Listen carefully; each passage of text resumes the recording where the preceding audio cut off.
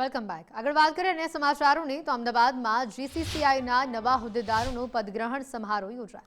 મુખ્યમંત્રી ભૂપેન્દ્રભાઈ પટેલ સમારોહમાં ઉપસ્થિત રહ્યા. વાડીલાલ ગ્રુપના ડિરેક્ટર રાજેશ ગાંધી બન્યા છે જીસીસીઆઈના નવા પ્રમુખ.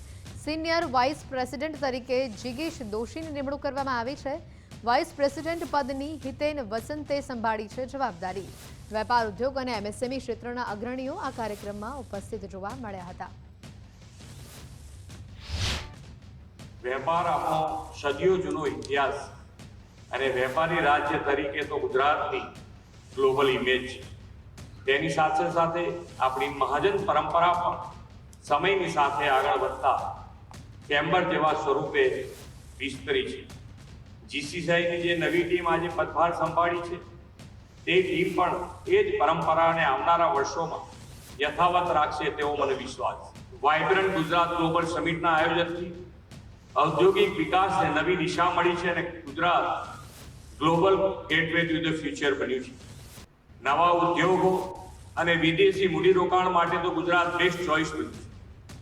નીતિ આયોગના જાહેર થયેલા રિપોર્ટ ઇન્વેસ્ટમેન્ટ ફ્રેન્ડલીનેસ ઇન્ડેક્સ 2026માં ગુજરાત દેશમાં ટોપ પર આવ્યું છે.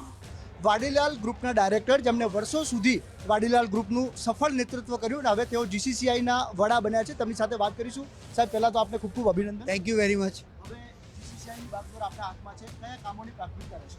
કામોની પ્રાથમિકતામાં ગવર્મેન્ટ, યુનિવર્સિટી અને મેમ્બર્સનું સમન્વય સારી રીતે થાય, ગ્રોથ ઇન્ડસ્ટ્રીનો થાય અને અલગ અલગ જે નવા સેક્ટરો ઊભા થાય છે, એઆઈ સેક્ટર છે અથવા તો સ્પોર્ટ્સ એકેડેમીનું હવે જે નવું ઊભું થઈ રહ્યું છે, આપણું કોમનવેલ્થ ગેમ આવી રહી છે, તો એ બધા ઉપર સ્પેશિયલ ફોકસ કરી, કારણ કે જૂનું તો ફોકસ ચાલુ છે અને ધારો કે આપણે એક્ઝિબિશનો કરીએ છીએ, ગેટ એક્ઝિબિશન કર્યું, તો એ બધા ફોકસ તો ચાલુ છે અને એમાં પ્રેશર અમે વધારશું કે જેથી વધારે સફળતા મળે.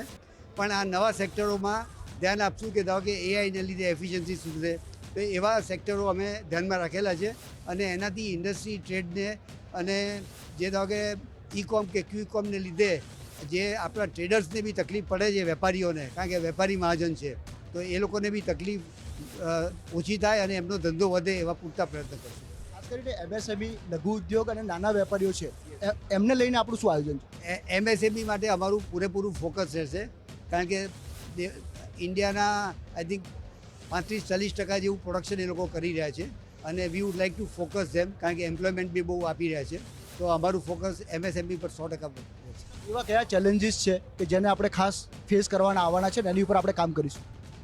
એવા કોઈ અમને ચેલેન્જીસ એવા દેખાતા નથી. ખાલી અમારે જે પણ કામો પાછળ થયેલા છે એનાથી કેવા સારા કામો થઈ શકે, સારું સમન્વય થઈ શકે ગવર્મેન્ટ જોડે અને મેમ્બરો જોડે, એ જ અમારી ફોકસ છે. છેલ્લો પ્રશ્ન છે, એવો કયો ગોલ છે કે આપણા કાર્યકાળ દરમિયાન આપણે કરવો જ છે, એવું કંઈ આપણે વિચાર્યું હશે? એવું કશું એવું વિચાર્યું નથી. જે જૂનું થયેલું છે એનાથી કેટલું સારું કરી શકીએ એની પર અમારું ફોકસ રહેશે અને એ જ અમારું ધ્યેય રહેશે. Thank you. રાજેશભાઈ ગાંધી, જીસીસીઆઈને અમે ટ્રસ્ટેડ ઓર્ગેનાઇઝેશન તરીકે અમે પોસ્ટ કરી શકીએ એનું અમારું પૂરતું ફોકસ રહેશે. Thank you. તો રાજેશભાઈ ગાંધી કે જેઓ હવે જીસીસીઆઈના પ્રમુખ બન્યા છે અને તેમને જે છે ખાસ કરીને જીસીસીઆઈ જે છે ખૂબ જૂની સંસ્થા છે ને વધુ ટ્રસ્ટેબલ બને, નાના અને મધ્યમ વર્ગના જે વેપારીઓ છે તેમને પૂરતું પ્રોત્સાહન મળે, દેશનો વિકાસ થાય તે દિશામાં તેઓ કાર્ય કરશે તેવું તેમણે જણાવ્યું છે. કેમેરા પર્સન મનીષ ત્રિવેદી સાથે સંજય જોશી, ગુજરાત ફર્સ્ટ, અમદાવાદ.